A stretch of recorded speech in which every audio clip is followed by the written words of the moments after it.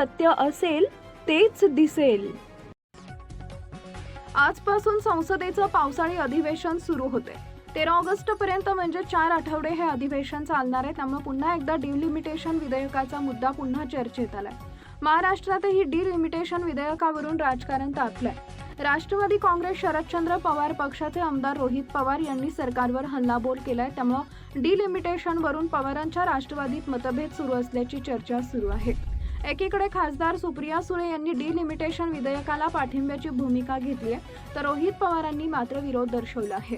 रोहित पवारांनी केलेल्या एका ट्विटमुळे पक्षातच मतभेद असल्याची चर्चा सुरू आहे. यावेळी रोहित पवारांनी केंद्र सरकारवर टीका केली आहे. तसेच अपना टाइम आएगा म्हणत रोहित पवारांनी विरोधकांना आवाहन केलंय. तसेच विरोधकांनी आता एकजुटीनं निर्णय घेण्याची गरज असल्याचं म्हटलंय. संसदेच्या पावसाळी अधिवेशनात डिलिमिटेशन विधेयक मंजूर करून घेणे हाच सत्ताधाऱ्यांचा मुख्य हेतू आहे. यासाठी गोड बोलून राज्यांना 50% जागा वाढवून देण्याचं आमिष दाखवलं जाऊ शकतं. मात्र या आकड्यांच्या जाळ्यात अडकून जर आपण या विधेयकाला पाठिंबा दिला तर महापालिका निवडणुकीतील प्रभाग रचनेप्रमाणे लोकसभा आणि विधानसभेच्या मतदारसंघाची राजकीय फायद्यासाठी तोडफोड केली जाईल. भौगोलिक सीमा किंवा घटनात्मक चौकटीचा विचार न करता केवळ सत्ता कायम राखण्यासाठी ही पुनर्रचना केली जाईल आणि आसाममधील मतदारसंघाची पुनर्रचना हे याचं उत्तम उदाहरण आहे, असं रोहित पवारांनी म्हटलंय.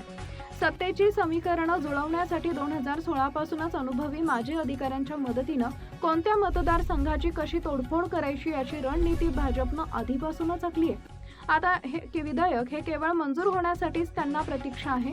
तोपर्यंत विरोधकांशी सल्लोख्याचं नाटक केलं जाईल. विविध आश्वासनांची गाजर दाखवलं जातील. विरोधकांना विश्वासात घेतल्याचा दिखावा केला जाईल आणि लोकशाहीच्या गप्पाही मारल्या जातील.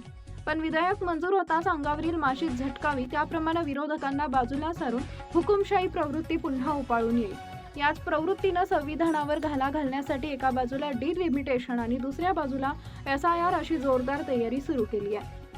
हा डाव उधळून लावायचा की प्रत्यक्ष अप्रत्यक्ष विधेयकाला पाठिंबा देऊन तो यशस्वी द्यायचा यासाठी सर्वांनीच विचार करण्याची गरज आहे, असं रोहित पवारांनी म्हटलंय. देशातील तरुणांनीच परिवर्तन घडवण्याचा आता निर्धार केलाय. मग त्यांना आपण प्रामाणिक साथ दिली पाहिजे.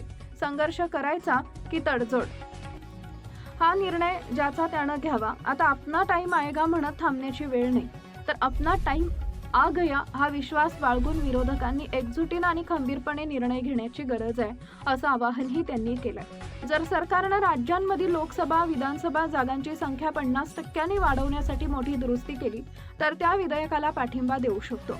आधी सरकारनं 50%ची अट लेखी स्वरूपात द्यावी, त्यानंतर आम्ही त्यावर चर्चा करू, असं सुप्रिया सुळेंनी म्हटलंय.